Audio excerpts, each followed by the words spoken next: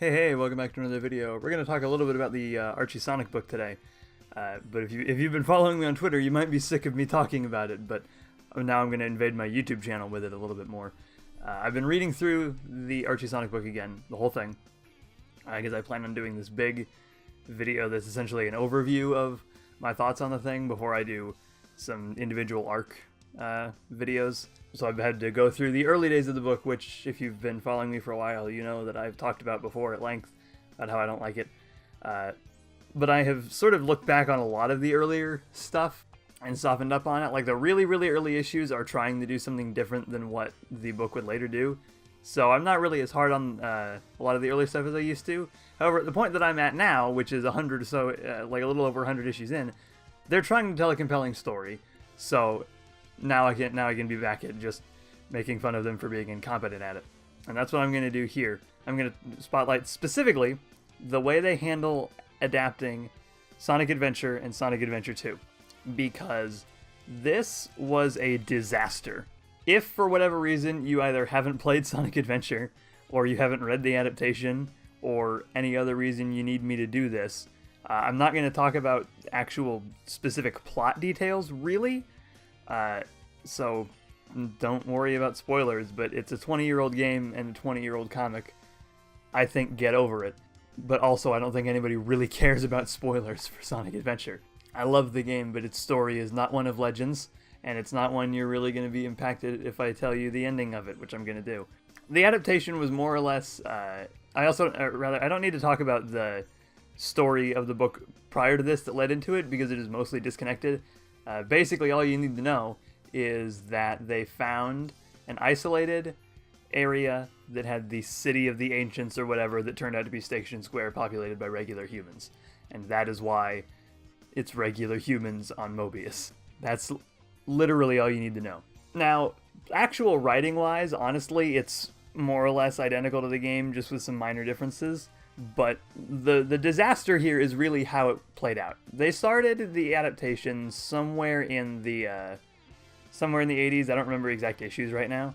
But when they started it, they would do a bit that started an actual individual character storyline. So they had a bit that started up like Amy running into Zero, like she does in the game in the Flicky, and then you had Gamma, the very beginning of his storyline in another issue, the beginning of Biggs in a backup story for an issue, stuff like that. They had set all these up, and at the end of every single one of them, it would cut off somewhere and tell you that it would be continued and wrapped up in Sonic Super Special number 13. So what you effectively have is a series of issues where no story is ever really presented or completed, and it just tells you to go read something else when it comes out. And this continued for a while.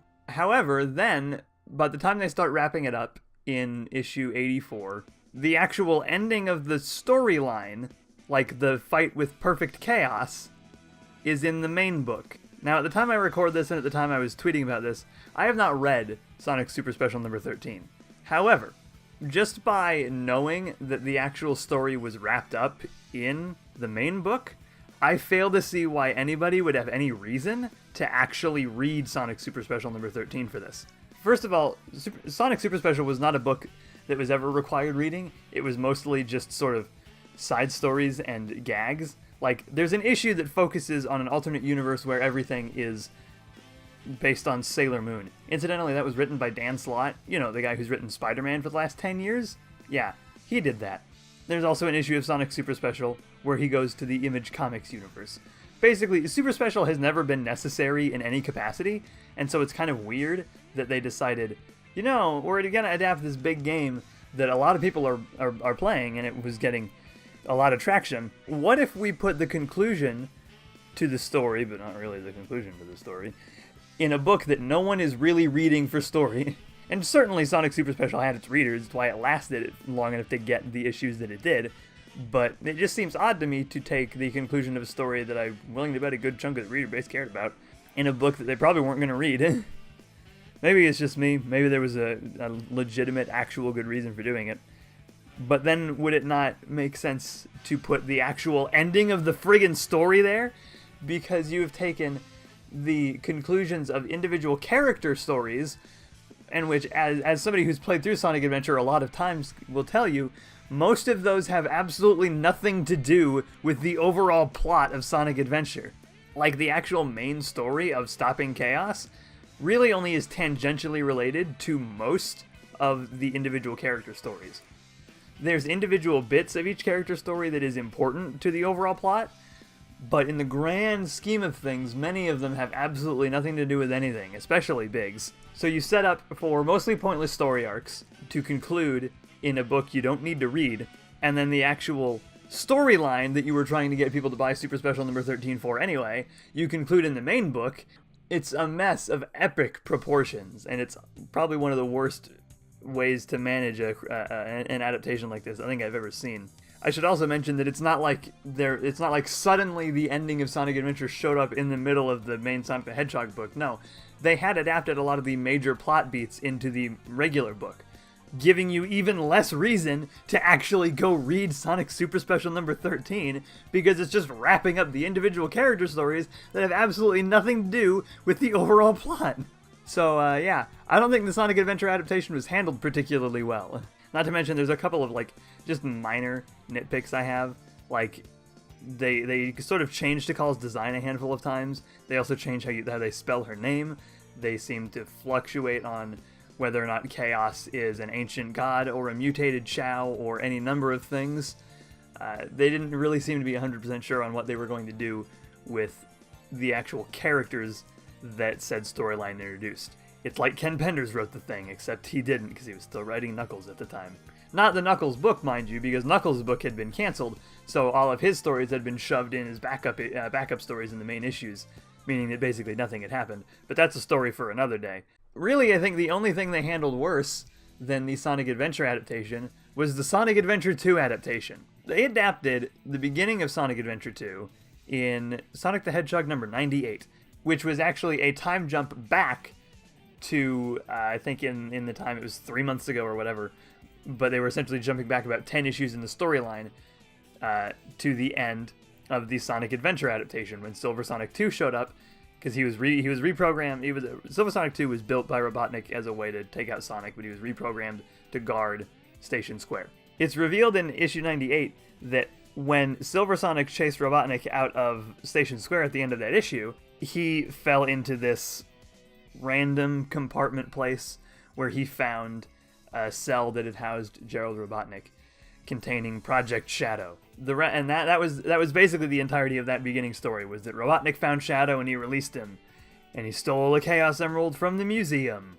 and that was the end of the first issue's story. It was basically just the first 10 minutes of Adventure 2's cutscenes. The second part of that issue is backstory explaining why Shadow is, I guess, a villain, sort of. More or less, it's basically just, here's characterization for Gerald Robotnik.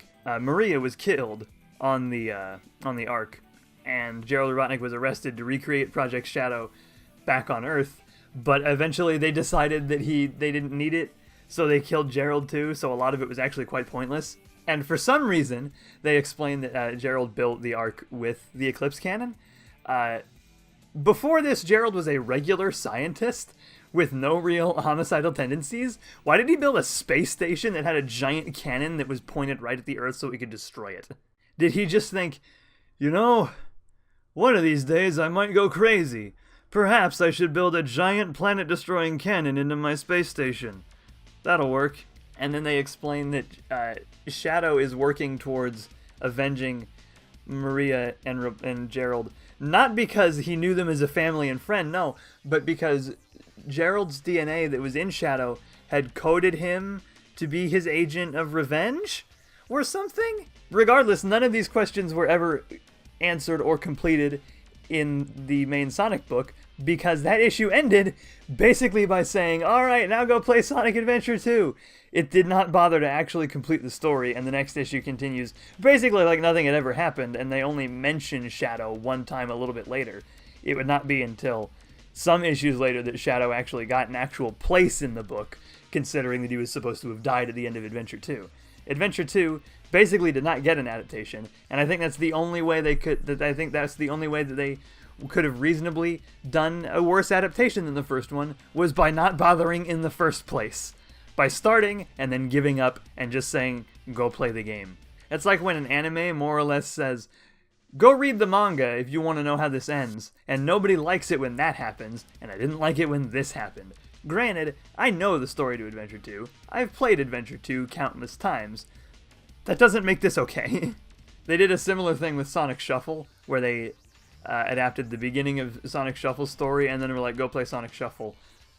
I care less there, because it was not part of a main storyline, it was a backup thing just to advertise the game, and also, who cares? Sonic Adventure 2 would get adapted way later in Sonic Universe number 2, which was 8 years after Sonic 98 came out. So, at least it did happen, though. The adventure adaptations, and really this entire era of the book, from like 1997 to about whenever Ian Flynn took over, is not very good. It's, I think, the height of the book being terrible because you have so many things crammed in, and none of the writers know well enough, or none of the writers really know how to make anybody give enough of a damn about it. You have characters introduced that are never really done anything with, mostly by Ken Penders. You have plot lines that aren't engaging enough for me to care. You have plot lines that are just plain stupid, like Sonic going to high school. But that is neither here nor there. That is for another video where I talk about the overall of the book. It'll probably be in 2 parts, the bad and the good. But yeah, that's the adventure adaptations. They're pretty terrible. That's going to do it for this video. If you enjoyed, then you can subscribe and click that bell icon, and YouTube will hopefully tell you when I upload a new video.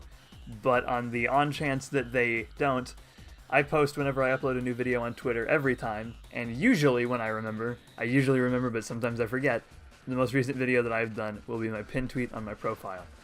I also tweet about things that I'm reading or watching or playing. Recently I've been tweeting about the Sonic comics a lot. So if you want a sneak peek at the kind of videos I'm going to be doing and maybe what I'm going to be saying in them, then you can follow me on there. That's linked in the description, as is my Patreon, which is more or less just a tip jar if you want to give a couple bucks to support because you like my content, but you don't need to. And if you're new, or you just missed a couple of my previous videos, then on screen right now are 2 of them. On the left, you have the last video I did, which was on Venom number 1, and on the right, you have a video that YouTube has decided it wants you to watch. That's all for now, and I will see you guys next time, hopefully with a better story.